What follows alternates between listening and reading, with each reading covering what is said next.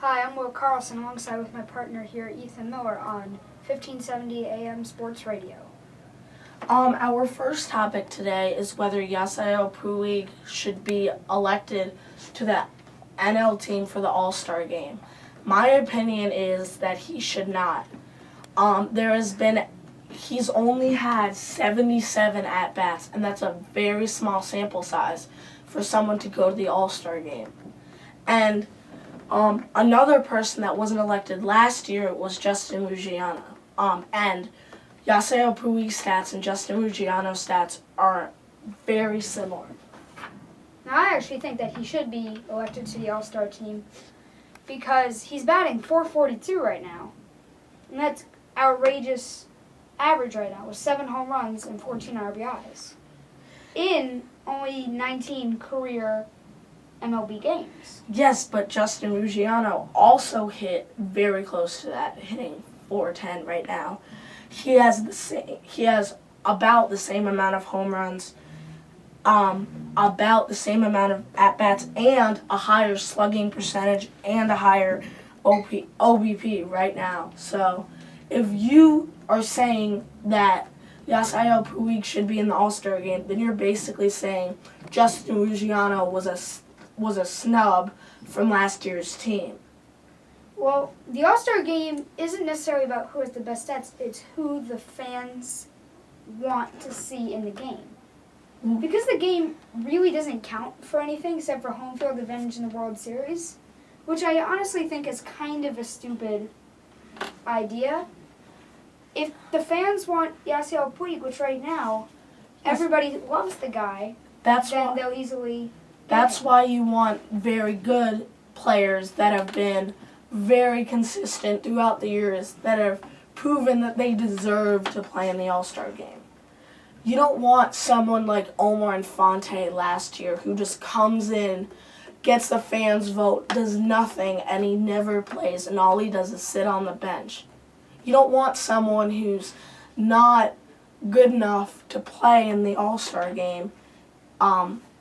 You want someone that's been very consistent, that deserves it, that has not had that opportunity, but deserves it. So basically you're saying that rookies should not be in the All-Star game? Well, Last year when Bryce Harper went to the All-Star game, he had only played in the league for 3 months. Yes, but he's played more than Yasiel Puig, and I prefer, at least for the player to come up in the first month, so they have a bigger sample size for the people to judge. You can't judge Yasiel Puig on something like this because all players have streaks, all players have slumps. It's just a matter of what happens after all of that is combined. I see your point where, yes, it's a small sample, so maybe this guy's just having a good month. Maybe. But maybe. That's the thing. Yasiel Puig is a very exciting player. And I agree. He's fast, he's a good fielder, he makes flashy plays. And the All-Star game, no one watches it to see, no one watches it, it's like, oh my gosh, I want to know who's going to get the home field advantage in the World Series. People watch it because they want to see, I want to see this guy play against other guys who are really good, you know? Yes, but this isn't really, in my opinion, something that the fans should judge, because this direct home field advantage directly impacts how any team plays.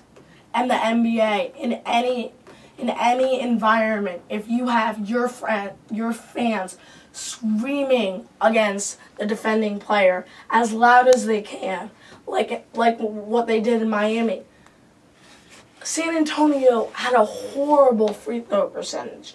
Don't you think some of that actually had to do with the fans screaming so much?